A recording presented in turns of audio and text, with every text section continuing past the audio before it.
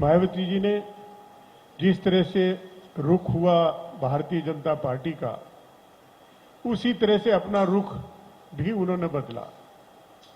और जो ट्विटर बहन जी ने जिस प्रकार उनकी लैंग्वेज आती है, ट्वीट आते हैं, उसे स्पष्ट लगता है कि भारतीय जनता पार्टी का प्रेस नोट उन्होंने ही बना के भेजा है कि ट्वीट, और उस हिसाब से कर दिया।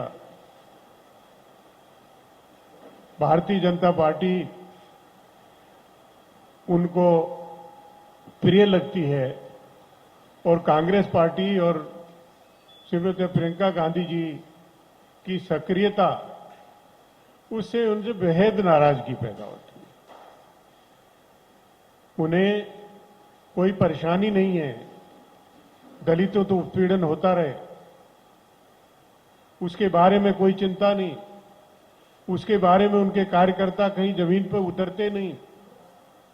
अभी उन्होंने कहा कि मजदूर क्योंकि दूसरे प्रदेशों में पलायन करने को मजबूर हैं, क्योंकि कांग्रेस पार्टी ने इसमें कोई कारगर कार्रवाई नहीं की अब तक। हम उनसे पूछना चाहते हैं, आप भी मुख्यमंत्री रहिए, 30 साल से उत्तर प्रदेश में कांग्रेस पार्टी की सरकार नहीं है और 7.5-8 साल वो स्वयं सरकार में रही हैं, वो बता दें। और हमारा ये स्पष्ट रूप से मानना है कि अगर कोई व्यक्ति अपने रोजगार के और बेहतर रोजगार के सिलसिले में अन्य प्रदेश में जाते हैं तो उसका स्वागत होना चाहिए। बहुत से लोग महाराष्ट्र के, गुजरात के लोग, वो अन्य प्रदेशों में जाते हैं। यहां के लोग, सब हिंदुस्तान भर के लोग विदेश में जाते हैं, अनेक जगह जाते हैं, बेहतर रोजगार के खातिर जाते हैं। इससे अगर उनको रोक के रखा जाए यहीं पर एक बंधुआ मजदूर की तरह से, जैसे वो चाहती हैं, तो वो कभी भी एक अच्छी बात नहीं हो सकती है।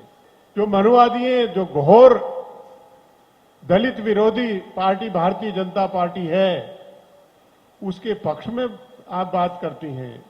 उनके जो दलित विरोधी और जो जगह जगह पर उत्पीड़न की घटनाएं हुई हैं, वो भारतीय जनता पार्टी के लोग उसमें सम्मिलित पाए जाते हैं, कोई कार्रवाई नहीं, कारगर कार्रवाई की जाती है, उनको वो बुराई नहीं लगती, वो बुराई नहीं लगती उनको। कांग्रेस पार्टी जो हमेशा हमेशा दलित उत्थान में काम करती है, दलित उत्पीड़न में हमेशा विरोध करने पे पहुंचती है, वो उनको खराब लगते हैं। तो पूरी तरह से स्पष्ट है कि वो अपना रास्ता भूल चुकी हैं। जो मान्यवर काशीराम जी तक जो रास्ता दिखाया गया, उससे पूरी तरह से वो भटक चुकी हैं। और मैं समझता हूं आज समय आ गया है जनता के बीच में स्पष्ट करने का कि कौन दलित हितैषी है, कौन दलित विरोधी पार्टियों के साथ, शक्तियों के साथ में खड़ा है। ये जनता के सामने हमने सवाल खड़े किए।